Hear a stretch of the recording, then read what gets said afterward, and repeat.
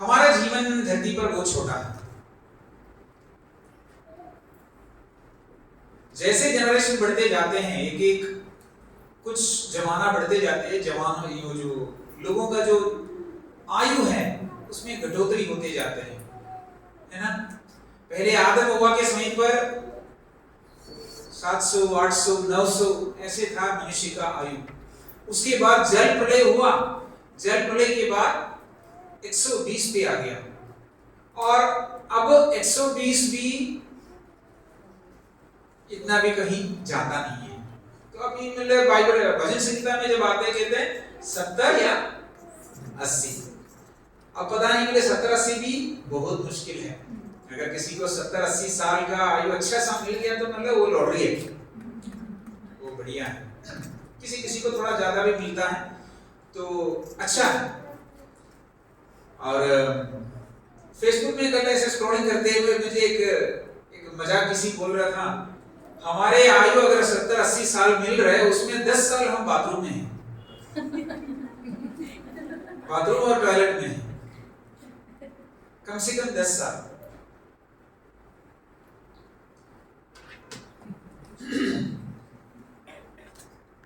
हमारी लाइफ किस पर्पस के लिए, जो पर्पस परमेश्वर ने हमें जो दिया है, परमात्मा ने हमें इस धरती पर लेके आया, कोई खास मकसद के साथ लेके आया होगा। और उस मकसद को जब हम जानने के बाद, कई लोगों को ये जानते भी नहीं है कि मतलब उनका कोई उद्देश्य है करके अपना जिंदा रहने का, लेकिन जब जानने के बाद, प्रभु को जानने के बाद भी आप ऐसा सोच लो, हमारा ये जो 80 साल के अंदर बहुत सारे इधर उधर मतलब बहुत समय ऐसे फालतू में भी चले जाते हैं। और खास एक बार देख लेना, अभी छोटे बच्चे जो है अपने मौज मस्ती वाला कुछ समय के लिए 10-15 साल ऐसे जाएगा, और पेंशन के बाद, रिटायरमेंट के बाद फिर वहां भी मतलब कुछ ऐसे बच्चे वाला हरकत तो हो जाएगा, है ना।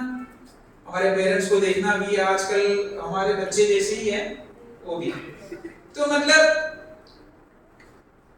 वहां से भी कुछ कट के, यहां से भी कुछ कट के, फिर बीच वाला जो हिस्सा है सारे कुछ मिला के कहते हैं कि अभी बाथरूम में भी 10 साल लिया तो बाकी बचा कितना है। एक प्रॉपर लाइफ का रियल पर्पस, उद्देश्य, उसको पूरा करने के लिए थोड़े ही टाइम मिलता है, वो थोड़े ही टाइम मिलता है। चलो जितना मिलते हैं वो ठीक है, नहीं मिलता वो कोई बात नहीं, जितना मिलता है उसमें प्रभु का मर्जी, प्रभु का इच्छा हम क्या पूरा कर पा रहे हैं। प्रभु मुझे इस संसार में किस लिए लेके आया और उस उद्देश्य को निभाना, और यहां से कुछ करके चले जाना तो है ही। ये हम अपने लाइफ में एक फोकल पॉइंट को बनाए और गंभीरता से हम अपने लाइफ को आगे लेके चले तो ये सही रहेगा। यीशु मसीह मार्था मरियम से मिलने जब गया, मार्था तो बहुत बातों पर व्यस्त थे, लेकिन मरियम जो यीशु मसीह के चरण में आया और यीशु मसीह से जो खास सीखना था, मतलब खास मुद्दा, मैं डिटेल नहीं जाना चाहूंगा, तो वहां पर भी यीशु प्रायोरिटाइज्ड लाइफ के बारे में वहां पे जिक्र किया है। मुख्य मुद्दा, असली जीवन का, लाइफ का पर्पस, उसको पूरा करने के लिए अपने लाइफ को डेडिकेट करें। ये जरूरी है, अन्यथा हम कुछ आगे जाकर फिर हम पछताएंगे, फिर हमें लगेगा कि यार मैंने मतलब लाइफ में किया क्या, मैंने कुछ किया नहीं, ये ना हो। तो उस फोकल पॉइंट, उस सेंट्रल पॉइंट, परमेश्वर ने हमें किस काम के लिए यहाँ पे लेके आया उसको जानना है, और वो जानना और उसको करना, उसको प्रायोरिटी देना जरूरी है। यीशु मसीह जब प्रार्थना सिखाया तब सिखाया कि let your will be done on earth as it is in haven.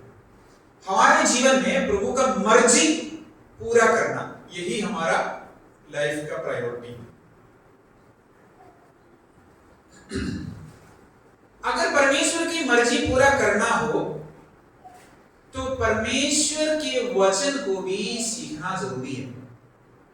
एक आयत ऐसा है, जॉन चैप्टर 7 में लिखा हुआ है, जॉन चैप्टर 7 उसका 17 में लिखा हुआ है, यदि कोई उसकी इच्छा पर चलना चाहे तो वो इस उपदेश के विषय में जान जाएगा। यीशु मसीह के इच्छा के अनुसार, परमेश्वर की इच्छा के अनुसार अगर आपके जीवन को चलाना है तो इस उपदेश के विषय को जानना जरूरी है। बिना उपदेश के विषय को जानकर आप परमेश्वर की इच्छा को पूरा नहीं कर सकते। जवान लोग अपने जीवन में कैसे और क्यों भटक जाते हैं? वचन की कमी है। लोग कैसे निरंकुश हो जाते हैं, अपने लाइफ का अपना पर्पस से कैसे वंचित रह जाते हैं। सच में अब कलीसिया के अंदर में ये प्रॉब्लम है, हमारे मसीह लोगों के बीच में भी कई लोग भटके हुए हैं। तो कहां पर प्रॉब्लम होगा? वचन का ही कमी है, कोई और कमी नहीं हो सकता। परमेश्वर का वचन जब व्यक्ति के जीवन में कार्य करेगा तो पक्का वो लाइफ अर्थपूर्ण होगा, वो लाइफ बिल्कुल एक फोकल पॉइंट पे आ जाएगा। तो चर्चेस को भी, यानी कलीसिया, यीशु मसीह जिस कलीसिया की बात किया उस कलीसिया को भी इन दिनों में एक फोकस में आने की जरूरत है। आपको मालूम है पहले जमाने पर, अभी जो है मोबाइल और ऑटोमेटिक चीजें आ गई, एक फोटो लेने का सबसे मेन इंपॉर्टेंट फैक्टर क्या है? अगर मान लो कि क्लिक करना, पहले जमाने पर वो होता था क्लिक फोटो, है ना, ऑटोमेटिक नहीं है, सब कुछ मैनुअल है, घुमाना पड़ता है, आगे से पीछे से सब घुमाना पड़ता है। उसमें मेन चीज क्या है? फोकस। आजकल ऑटोमेटिक है तो ऑटोमेटिकली वो हमारे लिए ऑब्जेक्ट पर फोकस करके देता। ऑब्जेक्ट फोकस्ड नहीं है, ऐसा फोटो किसी काम का है। मैं आपका फोटो ले रहा हूं लेकिन मुझे मिलता दीवार या कुछ और मिलता, तो वो कोई काम का है। एक फोकस्ड लाइफ, उसमें अगर फोकस गड़बड़ है तो लाइफ गड़बड़ है, दिखता बिल्कुल गंदा सा है। बहुतों का जीवन के साथ ये प्रॉब्लम है। इसमें परमेश्वर को कोई गलती नहीं है, परमेश्वर बिल्कुल सुंदर बनाया, अच्छा बनाया, लेकिन उसका फोकस हमें घुमाना है। और आजकल के कैमरा ऑटोमेटिकली करेगा, लेकिन हमारे लाइफ का फोकस ऑटोमेटिकली नहीं आएगा। ये मैनुअल कैमरा है, घुमाना है, और उसका इंस्ट्रक्शन और उसका जो गाइडलाइन इसी से मिलेगा। वचन परमेश्वर का वचन है। तो यदि कोई उसकी इच्छा पर चलना चाहे तो उस इस उपदेश के विषय में जान जाएगा। और एक और बात, कई बार हम अपने जवानों को इधर उधर जाते हुए देखता है या हमारे लाइन पे नहीं आता है, तो हम लोग क्या करते हैं कि मतलब सख्त कार्रवाई करेंगे, कार्रवाई के साथ, बड़े सख्ती के साथ बात सही बनाने की सोचते हैं, नियमों को कठिन करेगा, नियमों को कठिन करेगा। कुछ माता पिता ऐसे होते हैं कि बहुत डंडे से चलाते हैं, या कुछ पर्सपेक्ट रूल्स होता है, इतने बजे के बाद तो घर नहीं आ सकता, इतने बजे के बाद तो घर से जा नहीं सकता, बहुत कुछ नियम विधियों के साथ। ये नियम विधि भी ज्यादा काम नहीं करेगा। करना चाहिए, माता पिता अपने बच्चों को डिसिप्लिन में चलाना तो चाहिए, परंतु अल्टीमेटली ये चीज काम नहीं करेगा। फॉर एग्जाम्पल, कलीसिया का समय 10 बजे है और मान लो कि 10 बजे यहाँ पे कुछ इधर उधर टाले जा रहे हैं, तो यहाँ से एक बड़ा सख्ती से एक नियम लागू किया, वहां पर लगाया है कि 10 बजे के बाद दरवाजा बंद हो जाए। भयंकर स्ट्रिक्ट रूल। आपको लगता काम करेगा? देखो करके देखिए ना, मेरे को नहीं पता, करके देखो, ये नहीं चलेगा। पुराना नियम में एक सिस्टम ऐसा था कि मूसा का व्यवस्था, मूसा का व्यवस्था को जो भी टालेगा, मतलब कितना इतना परसेंटेज भी कोई भी टाल देगा उसको सजा मिलेगा, पत्थरवा करेगा और उसको पता नहीं मतलब कठिन से कठिन सजा उसे मिलेगा। लेकिन यहाँ पे 19 आयत में लिखा हुआ है, क्या मूसा ने तुम्हें व्यवस्था नहीं दी तो भी तुम में से कोई व्यवस्था पर नहीं चलता। तो सख्त कार्रवाई भी ज्यादा काम नहीं करेगा। हमें लगेगा ये कि डिसिप्लिन है, ये तो फैक्टर है करके, ये जो सो कॉल्ड डिसिप्लिन दिल को नहीं चेंज करेगा। जो 10 बजे ना आने वाले का दिल को चेंज करने के लिए, उसका मन बदलने के लिए सख्त कार्रवाई काम नहीं करेगा। दिल चेंज होना चाहिए, दिल चेंज होना चाहिए। कुछ बच्चे जो है स्कूल जाने के लिए बड़े, आजकल मैं स्टेफान को भी ट्यूशन में भेज देता हूँ, तो वो कभी कभी रोता है, नहीं जाना चाहते हैं। क्या मैं डंडे से भयंकर मार कूट करके भेजूं तो उसका दिल चेंज होगा? नहीं होगा, उसे मनाना पड़ता है, मना के उसको अच्छा लगवाना है। ये सही प्रॉब्लम मूसा के व्यवस्था के साथ भी हुआ। अब सवाल है, अगर मूसा के कोई भी व्यवस्था पर नहीं चलता, देखा कोई भी, ठीक है, इससे ये स्थापित होता है कम से कम एक जन भी तो किया होता तो चलो ठीक है। पुराना नियम में कोई भी व्यक्ति, मूसा के द्वारा व्यवस्था दुनिया में आई है, परमेश्वर ने दिया, खुद मूसा भी उस व्यवस्था को पालन नहीं किया, पूरा पालन नहीं किया। एक व्यक्ति कम से कम मिले तो कम से कम हम मान सकता था चलो सख्ती से काम चलेगा, नहीं चलता। तुम में से कोई व्यवस्था पर नहीं चलता। अब मैं एक उपदेश के विषय पर मैं आपको लेके आना चाहूंगा। रोमियो का पत्री उसका 3 अध्याय, रोमियो का पत्री उसका 3 अध्याय, उसका मैं कुछ आयतों को पढ़ूंगा, उसका 19 से नीचे को। हम जानते हैं कि व्यवस्था जो कुछ कहती है उन्हीं से कहती है जो व्यवस्था के अधीन है, इसलिए कि हर एक मुंह बंद किया जाए और सारा संसार परमेश्वर के दंड के योग्य ठहरे, क्योंकि व्यवस्था के कामों से कोई प्राणी उसके सामने धर्मी नहीं ठहरेगा। बड़े ध्यान से सुनना, क्योंकि व्यवस्था के कामों से कोई प्राणी उसके यानी परमेश्वर के सामने धर्मी नहीं ठहरेगा, इसलिए कि व्यवस्था के द्वारा पाप की पहचान होती है। परंतु अब व्यवस्था से अलग परमेश्वर की वो धार्मिकता प्रकट हुई है जिसकी गवाही व्यवस्था और भविष्यवक्ता देते हैं, अर्थात परमेश्वर की वो धार्मिकता जो यीशु मसीह पर विश्वास करने से सब विश्वास करने वालों के लिए है, क्योंकि कुछ भेद नहीं, इसलिए कि सबने पाप किया है और परमेश्वर की महिमा से रहित है, परंतु उसके अनुग्रह से उस छुटकारे के द्वारा जो मसीह यीशु में है समेत धर्मी ठहराए जाते हैं।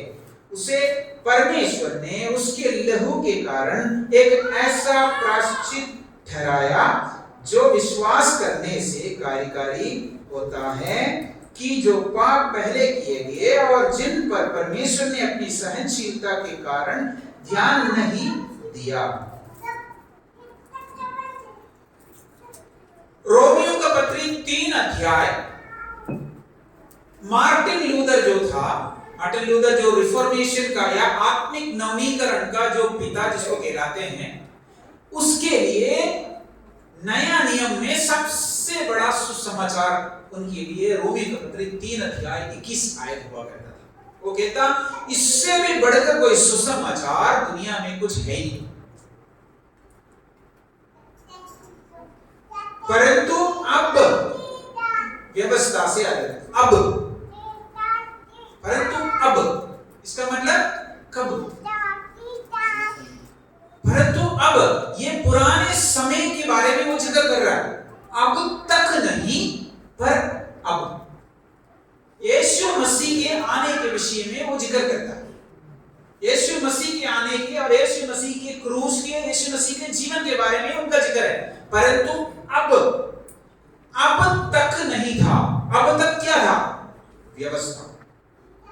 इसीलिए व्यवस्था से अलग परमेश्वर की वो धार्मिकता प्रकट हुई है। व्यवस्था से अलग परमेश्वर की धार्मिकता प्रकट हुई।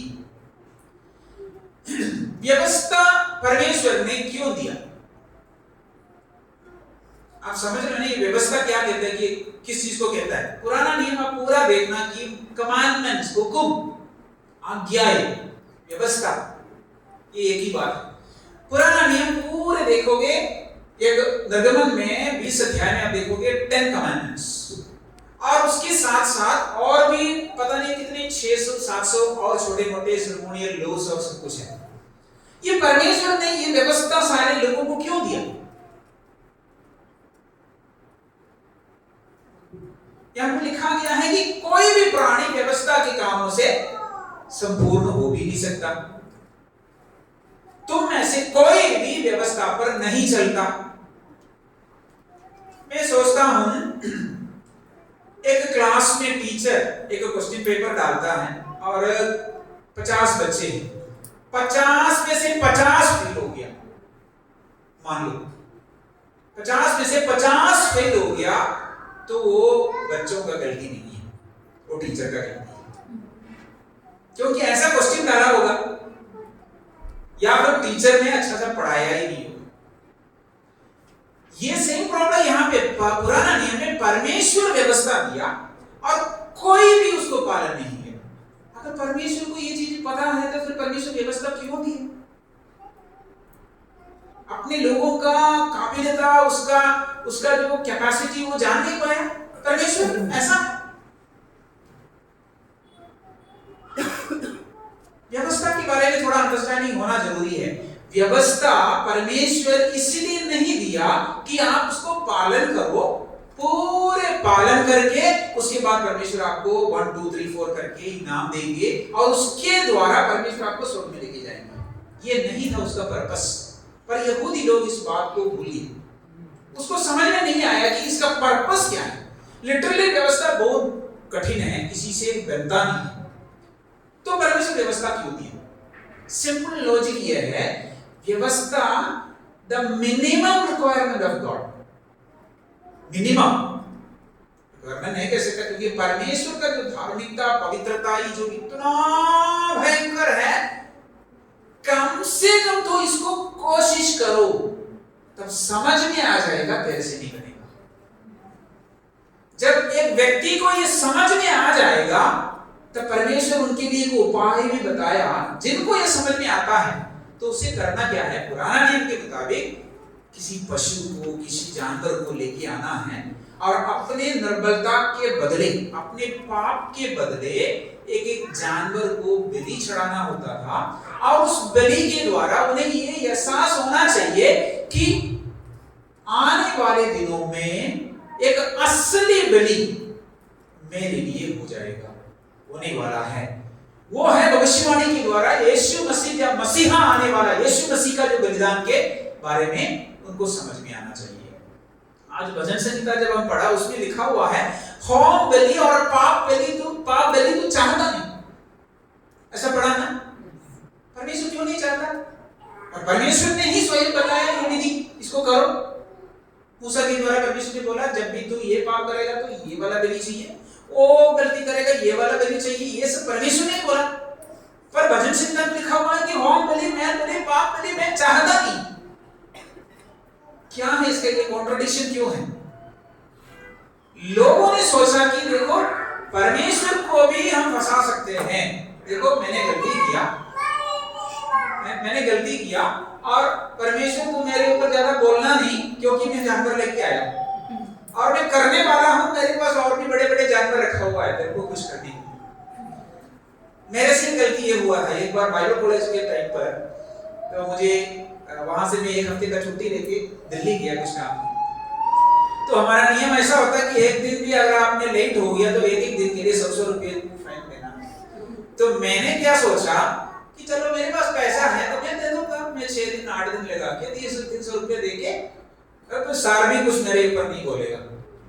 तो मैंने इतने बड़े मतलब हिम्मत के साथ सर के पास गया, सर से कहा सर पैसा भर दूंगा कोई दिक्कत नहीं। वो मेरे को इतना डांटा, असलियत में मेरे दिमाग में वो था मैं सर को भी खरीद सकता हूँ क्योंकि मेरे पास 300 रुपये है, 5 दिन का छुट्टी है मेरा और 300 रुपये में भर दूंगा तो मैं 8 दिन का आराम से। वो मेरे को इतना डांटा। ये नियम यहाँ पे इसलिए नहीं रखा कि एक एक दिन को तो 100 रुपये में हमें खरीद लो, इसलिए कि तुम वो ना करो, लेकिन वो मैं समझ नहीं पाया। यही प्रॉब्लम इस्राएली लोगों को हुआ था। हम भी कई बार ये कोशिश करते हैं परमेश्वर को देखो प्रभु मैं ये नहीं करता, मैं व्यभिचार नहीं करता, मैं झूठ नहीं बोलता, मैं चोरी नहीं करता, मैं झगड़ा नहीं करता, मैं देखो कितना अच्छा हूं। ऐसे लोगों के बारे में यहाँ लिखा हुआ है व्यवस्था जो कुछ कहती है व्यवस्था के द्वारा कोई भी प्राणी उसके सामने धर्मी नहीं ठहरेगा। और यूहन्ना 7:19 में हमने पढ़ा क्या मूसा ने तुम्हें व्यवस्था नहीं दी तो भी तुम्हें से कोई व्यवस्था पर नहीं चलता। और रोमी 3:23 में लिखा हुआ है कि इसलिए कि सब ने पाप किया है और परमेश्वर की महिमा से। बाइबल का संपूर्ण चित्र यह है, संपूर्ण चित्र। आप व्यवस्था को पूरा करके परमेश्वर को खुश नहीं कर सकते, परमेश्वर खुश नहीं होएगा। और जहां जहां आप तोड़ता है उसके बदले आपने कुछ दान दशमांश देके या बलि चढ़ा के या कुछ करके भी परमेश्वर को खुश नहीं कर सकते। फिर परमेश्वर खुश कैसे होएगा? यह है सवाल। परमेश्वर फिर खुश होएगा कैसे? कई लोगों का कहना यह है, मतलब कुछ लोगों की गलतफहमी है, पुराना नियम कर्म मार्गा था और नया नियम विश्वास मार्गा होता है। पुराना नियम में हमें कर्म करना पड़ता था और नया नियम में विश्वास मार्गा होता है। वो भी एक गलतफहमी है। पुराना नियम कर्म मार्गा का नहीं है। कर्म दिखाई देता वहां पे, बलि सब कुछ होता है, लेकिन पुराना नियम पर भी विश्वास के मार्ग ही सही चलता था। नया नियम है विश्वास के द्वारा, हम सारे विश्वास से ही विश्वासी बने। पुराना नियम में भी विश्वास के द्वारा ही एक व्यक्ति धर्मी होता है। योएल नबी के उसमें लिखा हुआ है मेरा धर्मी जन विश्वास से जिएगा। अब्राहम विश्वास के द्वारा धर्मी ठहराया गया।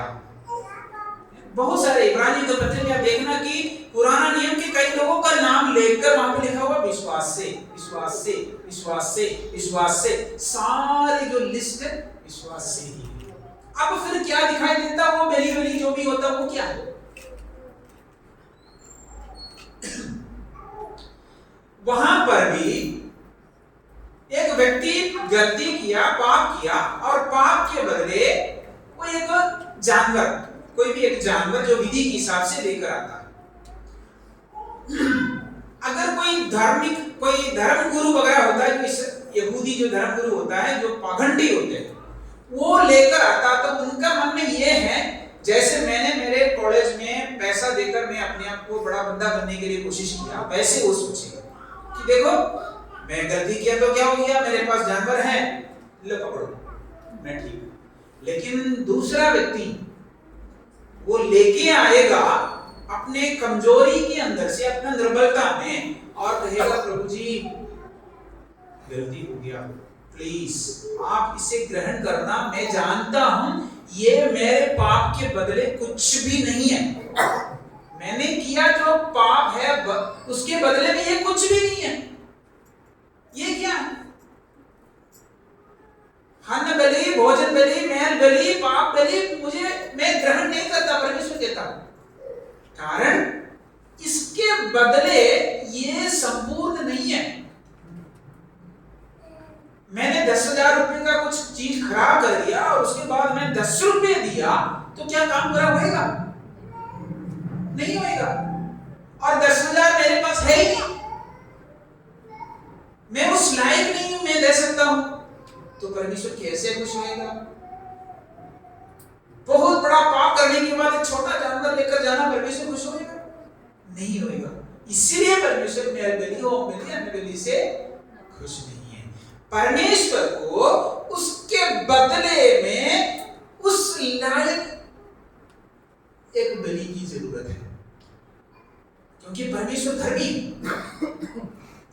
परमेश्वर धर्मी है, हमारे पाप के उस लायक एक बलि की जरूरत है। वो कौन सा बलि है?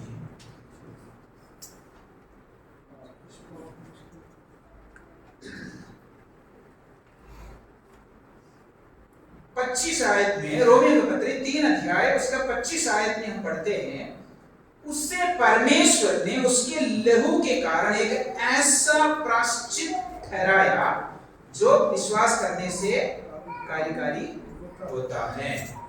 प्रायश्चित शब्द, उसको मैं थोड़ा सा एम्फसाइज करना चाहूंगा। परमेश्वर ने यीशु मसीह को ऐसा प्रायश्चित ठहराया। हम भी क्या करते हैं? हम प्रायश्चित करते हैं। बहुत बड़ा पाप करने के बाद मैं छोटा जानवर लेकर आता हूँ और मैं कहता हूँ देखो इससे तो खुश होना पड़ेगा, लेकिन परमेश्वर खुश हो ही नहीं सकता, क्योंकि मैंने जो नुकसान पहुंचाया है वो बहुत बड़ा है, उसके बदले मेरे पास जो भी है वो पूरा नहीं होगा। परमेश्वर ने यीशु मसीह को एक ऐसा प्रायश्चित ठहराया। वो प्रायश्चित शब्द के लिए इंग्लिश में लिखा हुआ है प्रोपिशिएशन। प्रोपिशिएशन शब्द का जो अर्थ बहुत गहरा है। इब्रानियों के पत्री में भी वो लिखा हुआ है और पुराना नियम में भी कई जगह पर लिखा हुआ है। जो हिंदी बाइबल में वगैरह कई जगह पर जो ऐसा लिखा हुआ है, मैं तेरे पापों के बदले दयावंत होऊंगा। दयावंत, उससे हमारा गलतफहमी होता है। परमेश्वर बहुत दयालु है, कुछ भी कर लो परमेश्वर दया दिखा देगा। परमेश्वर दया नहीं दिखा सकता। परमेश्वर आपके पापों के बदले प्रायश्चित कर सकता है, दया नहीं दिखा सकता। दया वो होता है मैं कुछ भी करूं उसके बाद प्रभु कहता कोई बात नहीं बेटा तो चले जाओ, वो काम परमेश्वर नहीं कर सकता। आपने और मैंने किया गलती, क्योंकि हमने गलती किया है, सबने पाप किया है और परमेश्वर की महिमा से रहित है। और कुछ लोगों का यह सोच भी रहता है देखो मैं मैक्सिमम कोशिश करता हूं, मैक्सिमम सीधे चलने के लिए संपूर्ण कोशिश में करता हूं। ये मैक्सिमम आपका और मेरा कितना हो सकता है? मैक्सिमम 100% हो सकता है? कभी नहीं हो सकता। गलातियों के पत्री 5 अध्याय उसके 5 आयत में लिखा हुआ है,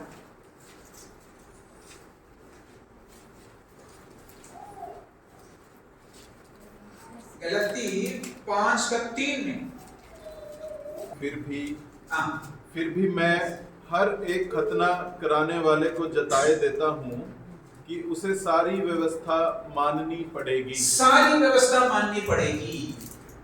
हम ये कहते हैं कि देखो मैं मैक्सिमम कोशिश करता हूँ, अगर 10 आ गया है तो देखो मैं 9 पूरा किया, 9 पूरा किया तो हमें कितना नंबर मिलेगा? 90%। 10 में से 9 बाकी पूरा किया तो, है ना? अगर बाकी पूरा करना वो तो दूसरी बात है, करेगा ना करेगा। 9 भी पूरा किया है 90 मिलेगा या 99 भी आपको मिलेगा।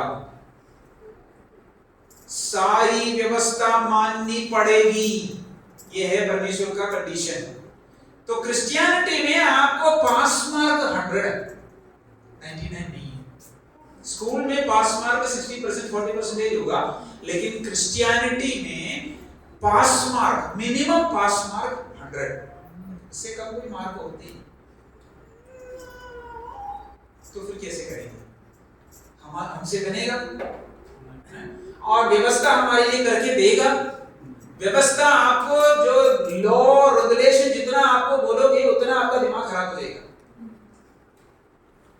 उतना आपको तोड़ने का टेंडेंसी मिलेगा और आपको लगेगा कि मैं बहुत गिल्टी हूं। मैं देखो मैं इधर देखता हूं गलत हो गया, इधर देखता हूं गलत हो गया, सामने देखता हूं हर जगह में गलत गलत गलत गलत, मैं गलती का पुतला। बाहर के लोग कहते हैं ना, धर्म के लोग कहते हैं कि मैं हम तो गलती के पुतले हैं, क्योंकि व्यवस्था कठिन है। यहां पर सॉल्यूशन क्या है? रास्ता क्या है? परमेश्वर का धार्मिकता पूरा होना जरूरी है। उसके लिए मैं और आप कुछ कर नहीं सकता, क्योंकि मेरे पास इतना देने के लिए है ही। मेरे के मतलब हम सबके पास, पूरे मानव जाति के पास इतना नहीं है कि परमेश्वर को हम कुछ दे और परमेश्वर को हम खुश करें। इसीलिए परमेश्वर अपने प्रेम के खातिर इस सवाल का और इस प्रॉब्लम का एक सॉल्यूशन निकाला, अपने पुत्र को संसार में लेके आया। और अपने पुत्र को इस तरीके से लेके आया, एक स्त्री के संतान के रूप में लेके आया, ताकि जन्म के द्वारा भी कोई पाप ना हो। और जन्म में भी पाप न होने की वजह से यीशु मसीह पाप रहित जीवन जिया। अपने मृत्यु में, जीवन में, जन्म में, किसी भी क्षेत्र में यीशु पाप रहित है। और उस पाप रहित यीशु को एक पशु रूप में परमेश्वर ने बलि पर चढ़ाने के लिए दिया। वही चित्र है कलवरी की क्रूस के ऊपर हमें दिखाई देता है। यीशु मसीह वहां पर पाप रहित होकर, पाप के साथ नहीं, आपके और मेरे जैसे नहीं, पाप रहित होकर वहां पर चढ़ाया गया। ये अगर आपके और मेरे पाप के बदले इस बलि परमेश्वर के सामने रखे तो परमेश्वर खुश होएगा। 100% परमेश्वर खुश होएगा, क्योंकि उसमें कोई कमी नहीं है, कोई भी कमी नहीं है। पर घमंड करने के लिए हमारे पास कुछ नहीं, क्योंकि हमने इस उपाय को नहीं किया, हमारे तरफ से नहीं है। फिर अभी प्रॉब्लम है, यीशु ने किया, परमेश्वर ने उपाय किया, तो मेरे ऊपर कैसे लागू होएगा? मुझे क्या करना चाहिए? यानी मेरे पाप के बदले, यानी मेरे पाप की क्षमा के लिए यीशु का क्रूस कैसे काम करेगा? कैसे काम करेगा? टेक्निकल टर्म है विश्वास। वही विश्वास है। अब हमने देखा पुराना नियम में भी कर्म मार्ग नहीं है, पुराना नियम में भी विश्वास मार्ग है। तो मैं आपसे पूछना चाहता हूं, अब्राहम को अगर आप देखोगे स्वर्ग में जब जाएंगे, तो अब्राहम से पूछना, भाई अब्राहम तू आया कैसे स्वर्ग में? क्योंकि तेरे समय पर यीशु क्रूस पे मरा ही नहीं। मूसा को अगर आप जाओगे वहां पर पूछना कि मूसा तू आया कैसे स्वर्ग में, तो मूसा और अब्राहम और जितने भी पुराना नियम के बंदे कहेंगे, हमने विश्वास किया कि हमारे पापों के बदले यीशु मसीह आने वाला है। और हमने जब वो छोटा सा जानवर लेके गया, हमने ये सोच के तो नहीं चढ़ाया कि यही काफी है परमेश्वर को खुश करने के लिए, बल्कि ये केवल एक प्रतिरूप है। और इसके द्वारा मैं विश्वास करता हूं एक मसीहा जिसको हमने देखा नहीं, वो आने वाला है और वो आपके पाप रहित प्रायश्चित मेरे बदले करेगा। प्रियो, आप जब स्वर्ग जाएंगे वहां पर भी आपको यही उत्तर मिलेगा, भाई आप स्वर्ग में आया कैसे? ऐसे आया कि आप पीछे मुड़कर देखा, मैंने किया गलतियों के बदले यीशु मसीह को मैंने क्रूस के ऊपर टंगा हुआ देखा। मैं पापी हूं, लेकिन यीशु मसीह जो क्रूस के ऊपर टंगा हुआ उसको मैंने देखा और मैंने विश्वास किया मेरे पाप के बदले है यीशु जो क्रूस पे मरा।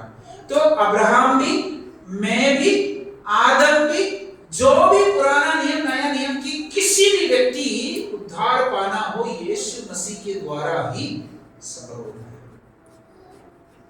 और विश्वास के द्वारा ही ये बात संभव होता है। विश्वास के द्वारा ही ये संभव होता है। अब विश्वास क्या है ये भी बोलकर मैं समाप्त करना चाहता हूं। हमें विश्वास करना चाहिए। क्या विश्वास करने से आपको उद्धार मिलेगा, मुक्ति मिलेगा? इब्रानियों के पत्र 11 अध्याय पहले आयत में हम पढ़ते हैं, faith is the substance of things hoped for, the evidence of things not seen. विश्वास आशा की हुई वस्तु का निश्चय है। आशा की हुई वस्तु का निश्चय है। पढ़ लेना एक बार। विश्वास आशा की हुई वस्तुओं का निश्चय। बस वहां रखते हैं। आशा की हुई वस्तु। आशा क्या किया? आशा की हुई वस्तु, किसी वस्तु के ऊपर किसी क्या आशा की? Hoped for. What did you hope? आपने क्या होप रखा? हम विश्वास का परिभाषा ढूंढ रहे हैं।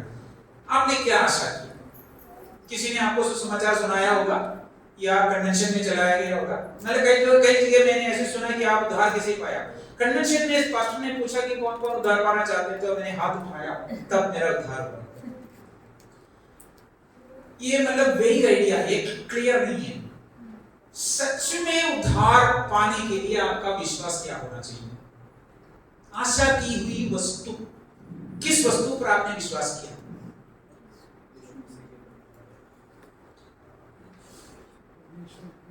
गलातियों के पत्री उसका 5 अध्याय उसका 5 आयत में भी आप देख लेना। गलातियों का पत्री 5 अध्याय उसका 5 आयत हिंदी में उसको पढ़ लेना। क्योंकि आत्मा के कारण हम विश्वास से आशा की हुई धार्मिकता बस, क्योंकि आत्मा के कारण हम विश्वास से, मतलब वहां पे भी डिस्कशन विश्वास का है, आशा की हुई नहीं, वहां पे लिखा आशा की हुई धार्मिकता। इब्रानियों के पत्र में क्या लिखा हुआ? आशा की हुई वस्तु। गलातियों के पत्र में क्या लिखा हुआ? आशा की हुई धार्मिकता। यहां से फेथ का डेफिनेशन हम निकाल सकते हैं। आशा की हुई धार्मिकता, धार्मिकता पर आशा करना, धर्मी बन जाने के विषय पर आशा करना। Righteousness, how to be right with the Lord, परमेश्वर के साथ में सीधा मेरा मेल मिला, कैसा हो सकता है? यह है विश्वास। आशा की हुई वस्तु, आशा की हुई धार्मिकता। प्रियो, यीशु मसीह के सुसमाचार जब हम सुनेंगे तो हमारे अंदर पाप का बोध उत्पन्न होता है। मैं पापी हूं, पापी हूं जब मैं कहूंगा तो मुझे यह समझना चाहिए इससे मैं खुद नहीं बच सकता। तब मुझे उद्धार करता कोई पाप से बचाने वाले की जरूरत समझ में आ जाएगा। तब मुझे यह समझ में आ जाएगा कि दुनिया में कोई भी नहीं है सिवाय यीशु, यीशु के अलावा कोई और नहीं है। अब मुझे विश्वास रखना है। क्या विश्वास रखना? मेरे धार्मिकता के लिए यीशु काफी है। परमेश्वर के सामने मैं व्यवस्था को पालन करूं तो मैं परमेश्वर के सामने सीधा नहीं हो सकता, मैं धर्मी नहीं बन सकता। मेरे पुण्य कर्मों के द्वारा मैं धर्मी नहीं बन सकता। मेरा कुछ भी कारण से मैं धर्मी नहीं बन सकता। अब मैं धार्मिकता के लिए यीशु मसीह को मैं रखता हूं, यीशु मसीह को मैं विश्वास करता हूं। यह है विश्वास। विश्वास को इतना डाइल्यूट नहीं किया जा सकता है।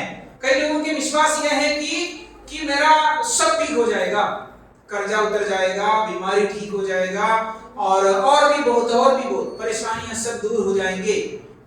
मैं पहले जब चर्च में था मध्य प्रदेश में, वहां पर एक बंदा हमारा ऐसा खड़ा होकर गवाही दिया कि मैं आज बपतिस्मा लेना चाहता हूं क्योंकि मैं सोचता हूं मेरे सारे बीमारियां और मेरे सारे परेशानियां इससे दूर हो जाएंगी।